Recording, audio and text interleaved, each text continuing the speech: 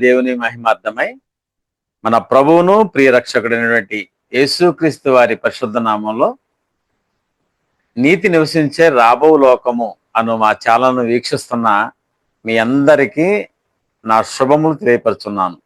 ప్రియమైన దేవుని వల్లారా, ఈ ఛానల్ ద్వారాగా సత్య సంబంధమైన అనేక అంశాలను మీకు క్లుప్తంగా మరియు అర్థవంతంగా తెలియపరచాలనేదే మా ఈ ఛానల్ యొక్క ముఖ్య ఉద్దేశము. నేటి దినాన మనం మాట్లాడుకుంటున్న అంశం ఏంటంటే పునరుత్థానము. పునరుత్థానం అనేది ప్రపంచ క్రైస్తవుల నిరీక్షణ యొక్క మూలమని, దేవుడు మనకు వాగ్దానం చేసినటువంటి ఆ నిత్య జీవాన్ని మనం పొందుకోవాలంటే మనం పునరుత్థానం పొందవలసిన ఆవశ్యకత ఎంతైనా ఉందని, కాబట్టి ఎవరికైతే ఈ పునరుత్థానం గురించినటువంటి పూర్తి అవగాహన ఉండదో వారు క్రైస్తవులు అని చెప్పుకునేటువంటి అర్హత లేదని, కాబట్టి పునరుద్ధరణ గురించిన పూర్తి అవగాహన పొందుకోవాల్సిన అవసరత మనకు ఎంతైనా ఉందనేటువంటి సత్యాన్ని మీరు గ్రహించాలనేదే మా ఉద్దేశం. ఎవరు పునరుత్థానం పొందుతారు, ఎప్పుడు పునరుత్థానం పొందుతామో, ఎలా పునరుత్థానం పొందుతామో, ఎవరు మనల్ని పునరుత్థానులుగా చేస్తారు, మనము పునరుత్థానము పొందేంత వరకు మరణించిన వారు ఎక్కడ ఉంటారు, పునరుత్థానం వలన ఎవరికి ఉపయోగకరంగా ఉంటుంది అనేటువంటి అనేక ప్రశ్నలకు సమాధానంగా మనం బైబిల్ నుంచి వెతుక్కోవాల్సినటువంటి ఆవశ్యకత ఎంతైనా ఉంది.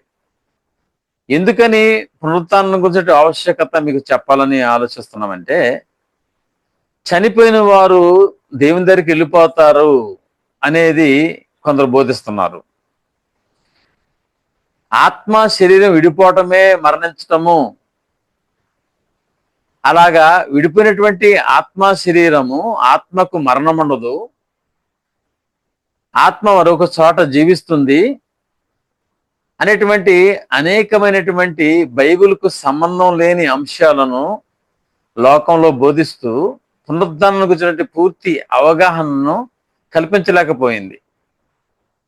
ఎవరు చనిపోయినా మనం చూస్తుంటామో వారి ఆత్మ శాంతించాలని, వారిని దేవుడు పరలోకంలోకి చేర్చుకోవాలని ప్రార్థన చేస్తూ ఉంటారు. అది పునరుత్థానం మీద అవగాహన ఉండి చేసేటువంటి ప్రార్థన కాదు, వారి యొక్క మాటలు కూడా వాక్యానుసారం కాదు. సో కాబట్టి ఈ పునరుత్థానం అనేది క్రైస్తవులకు ఎంతో ప్రాముఖ్యమైంది. అసలు క్రైస్తవ్యం కట్టబడటానికి అనేక కారణాలు ఉన్నాయి, కానీ దాంట్లో ముఖ్యమైన కారణము ఈ పునరుత్థానము. ఈ పునరుత్థానం మీద పూర్తి అవగాహన లేకుండా క్రైస్తవులం అని చెప్పుకునేవారు వేషధారులనే చెప్పాలి. కాబట్టి పునరుత్థానాన్ని గురించినటువంటి పూర్తి అవగాహన మీకు అందించాలని, పునరుత్థానం గురించినటువంటి ప్రశ్నలు మీ దగ్గర ఉంటే కనుక వాటిని కామెంట్ రూపంలో మాకు తెలియజేయాలని, మరి పునరుత్థానం గురించినటువంటి పూర్తి సమాచారము అనేక పార్టులుగా మీకు అందించాలని, మొత్తానికి పునరుద్ధరణ గురించిన పూర్తి యొక్క సమాచారం బైబిల్ నుంచి మీకు తెలియజేయాలనేది మా యొక్క ముఖ్య ఉద్దేశము. సో కాబట్టి ఈ ఛానల్ను మీరు వీక్షిస్తూ ఈ పునరుద్ధరణ గురించిన పూర్తి అవగాహన పొందుకోవాలని మనస్ఫూర్తిగా కోరుకుంటూ మా మాటలు ముగిస్తున్నాము. మీ అందరికీ నా వందనాలు.